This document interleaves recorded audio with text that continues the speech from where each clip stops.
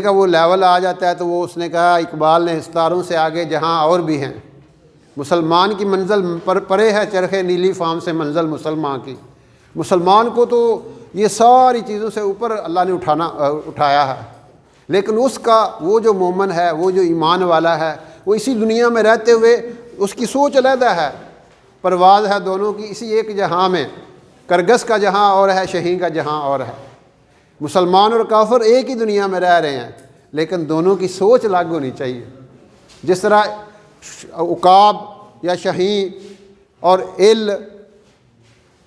سمجھتے ہیں پنجابی میں ال، تو یہ دونوں ایک ہی فضاؤں میں اڑ رہے ہیں، لیکن اس کی خوراک مردار ہے،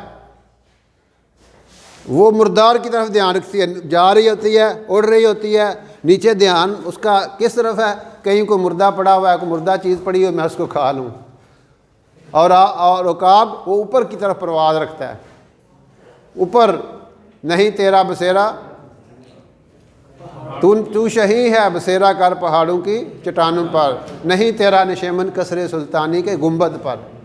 تیرا مسلمان کی سوچ اوپر جاتی ہے،